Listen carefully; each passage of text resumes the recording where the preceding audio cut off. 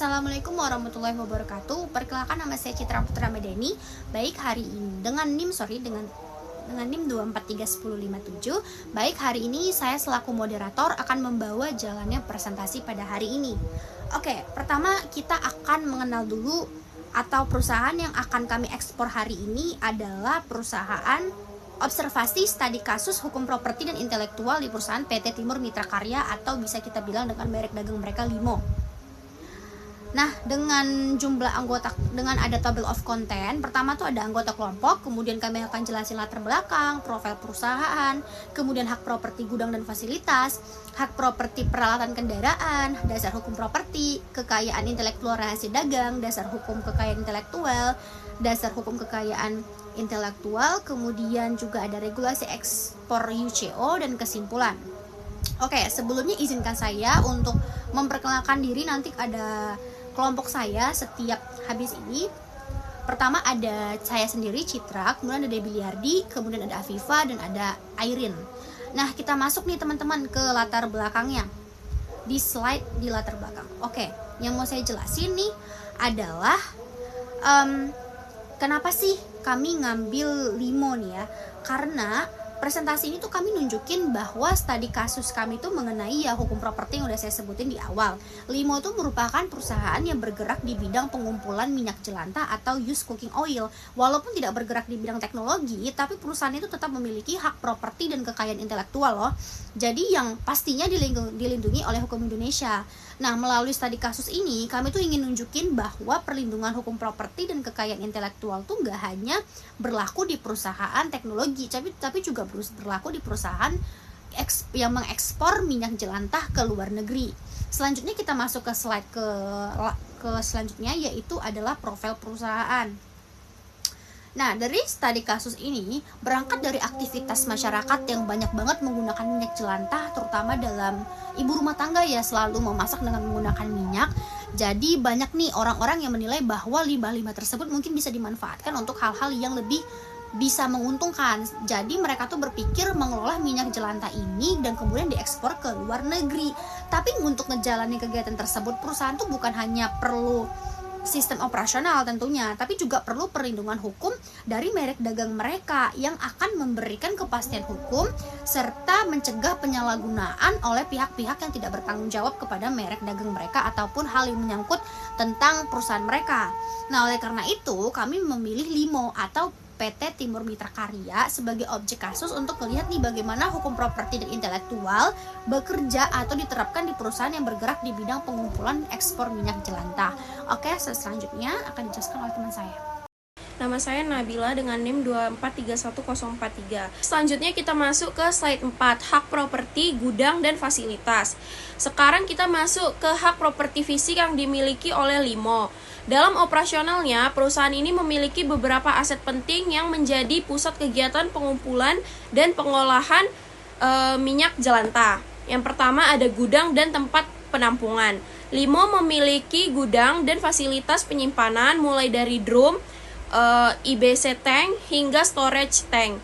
Fasilitas ini digunakan untuk menampung minyak jelantah sebelum diproses untuk diekspor. Dengan adanya gudang ini, perusahaan bisa memastikan minyak tersimpan dengan aman dan tetap sesuai standar. Yang kedua ada area penyimpanan dan penyaringan awal. Selain tempat penyimpanan, ada juga area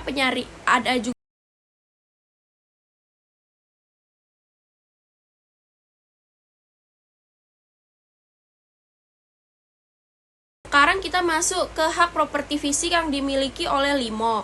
Dalam operasionalnya, perusahaan ini memiliki beberapa aset penting yang menjadi pusat kegiatan pengumpulan dan pengolahan minyak jelantah. Yang pertama ada gudang dan tempat penampungan. Limo memiliki gudang dan fasilitas penyimpanan mulai dari drum, IBC tank hingga storage tank. Fasilitas ini digunakan untuk menampung minyak jelantah sebelum diproses untuk diekspor. Dengan adanya gudang ini, perusahaan bisa memastikan minyak tersimpan dengan aman dan tetap sesuai standar. Yang kedua ada area penyimpanan dan penyaringan awal. Selain tempat penyimpanan, ada juga area pemanasan dan penyaringan awal. Di sini minyak dipanaskan dan disaring untuk mengurangi kadar air, kotoran, dan asam lemak. Proses ini penting supaya produk siap untuk pasar ekspor. Yang ketiga, ada perlindungan hukum. Semua fasilitas ini termasuk aset properti yang dilindungi hukum, seperti KUH Perdata yang mengatur kepemilikan barang, serta UU Pokok Agraria untuk tanah dan bangunan. Dengan perlindungan hukum ini, Limo punya kepastian dalam penggunaan dan pengelolaan asetnya. Jadi hak properti ini bukan cuma soal kepemilikan, tapi juga mendukung kelancaran operasional dan menjamin keamanan aset perusahaan. Terima kasih. Seperti berupa peralatan dan kendaraan. Limo ini memiliki mesin pompa, tangki, dan serta alat penyaringan digunakan dalam proses pengolahan awal minyak jelantah. Agar sesuai standar, selain itu ada kendaraan seperti truk dan pickup untuk mengangkut minyak dari mitra ke gudang. Semua aset ini memiliki nilai ekonomi dan dilindungi oleh hukum sehingga mendukung operasional perusahaan agar berjalan dengan aman dan lancar. Oke, next selanjutnya ada slide tentang hukum perusahaan. Dasar hukum hak properti. Hak properti yang dimiliki Limo Indonesia dimiliki oleh beberapa dasar hukum, yaitu yang pertama ada KUH Perdata pasal 570 sampai dengan 624, yaitu mengatur hak kepemilikan dan penguasaan atas benda. Yang kedua ada UU nomor 5 tahun 1960 atau UU PH yang mengatur hak atas tanah dan penggunaan lahan untuk kegiatan usaha. Yang terakhir ada NIB atau Perizinan Perusahaan OSS RAB dan izin gudang sebagai dasar legal operasional. Safia Lumu dari Prodi Perdagangan Internasional dengan NIM 2431019. Jadi di sini saya akan mempresentasikan tugas dari mata kuliah International Business Law. Bagian saya itu kekayaan intelektual merek dagang dan juga kekayaan intelektual rahasia dagang. Nah, yang pertama kita masuk kekayaan intelektual merek dagang. Jadi sekarang ini kita beralih ke kekayaan intelektualnya Limo yang dimulai dari merek dagang. Yang pertama merek dagangnya itu Limo. Nah, perusahaan ini yang digunakan sebagai identitas usaha dalam kegiatan perdagangan minyak jelantah. Merek ini muncul pada dokumen ekspor, draw minyak, branding kendaraan, dan perjanjian kerjasama dengan mitra. Nah, fungsi utama merek dagang ini adalah untuk membedakan Limo dari pesaing lainnya. Jadi pelanggan bisa mengenali nih gimana produk perusahaannya dengan jelas. Lalu dilanjuti dengan perlindungan hukumnya. Jadi jika didaftarkan ke DJKI, merek ini itu memperoleh hak eksklusifnya, yang berarti tidak ada pihak lain yang bisa menggunakan nama Limo tanpa izin. Nah, perlindungan ini juga berlaku selama 10 tahun dan dapat diperpanjang. Dengan adanya hak eksklusif ini, perusahaan menjadi terlindungi dari pemalsuan atau juga penggunaan nama yang merugikan. Lalu, dasar hukumnya. Nah, di dasar hukum ini perlindungan merek dagang Limo ini diatur oleh Undang-Undang Nomor 20 Tahun 2016 tentang merek dan indikasi geografis yang menjamin hak eksklusifnya bagi pemilik merek. Jadi merek dagang Limo ini bukan hanya simbol identitas tapi juga aset hukum dan ekonomi yang penting bagi perusahaan. Lalu masuk ke kekayaan intelektual, rahasia dagang.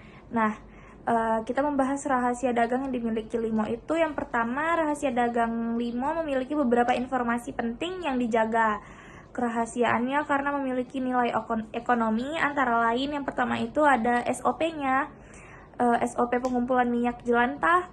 Lalu yang kedua, sistem penilaian kualitas minyak seperti kadar FFA, kadar air, dan impuritiesnya. Lalu yang ketiga, daftar mitra dan buyer internasionalnya. Yang keempat itu ada skema harga dan perjanjian kerjasama. Dan yang terakhir itu ada proses pemanasan dan penyaringan awal sebelum diekspor. Nah, informasi-informasi ini tidak diketahui oleh publik dan dijaga kerahasiaannya untuk membantu perusahaan tetap kompetitif di pasar. Nah, yang kedua ada perlindungan hukum.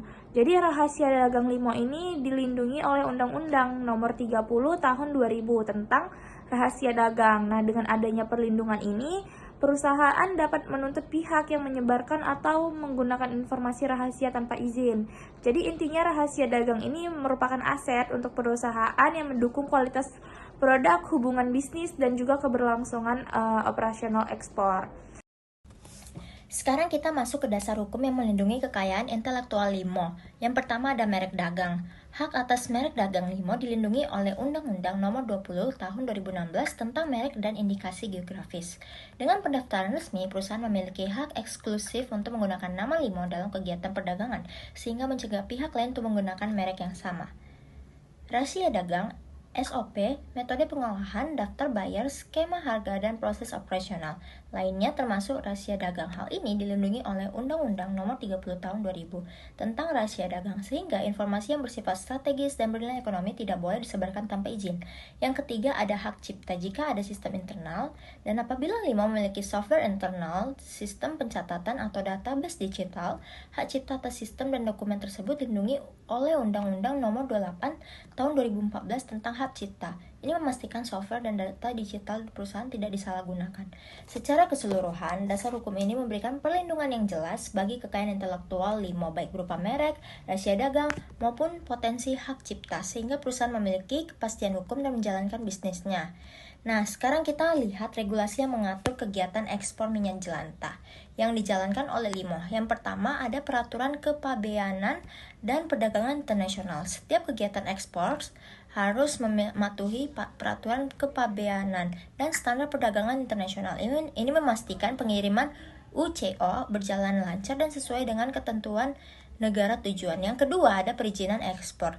LIMO wajib memiliki izin ekspor resmi dari pemerintah, termasuk dokumen PIB dan izin terkait lainnya.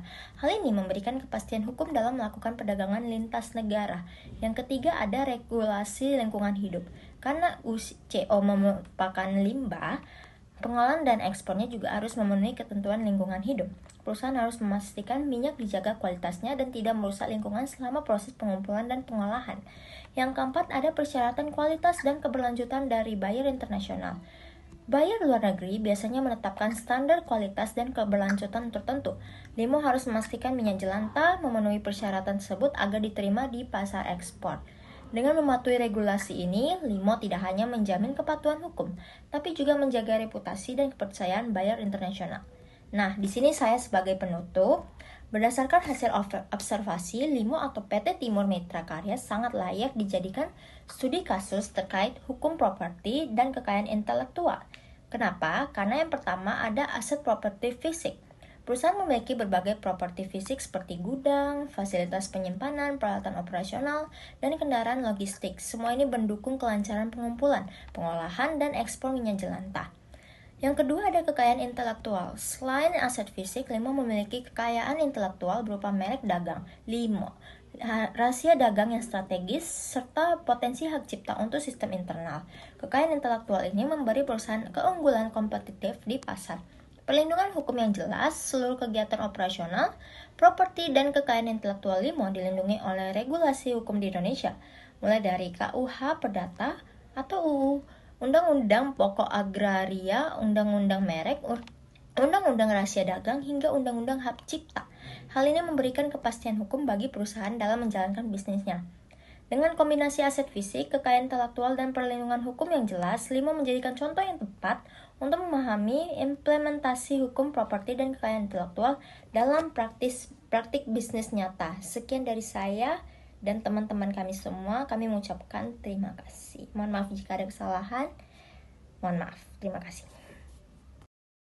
Oke, baik, ini ada beberapa dokumentasi yang telah kami dapatkan setelah berkunjung ke PT Timur Mitra Karya secara langsung. Kami berjumpa dengan orang yang bersangkutan untuk menjelaskan mengenai PT mereka. Dan sekian dari kelompok kami. Mohon maaf apabila ada kekurangan.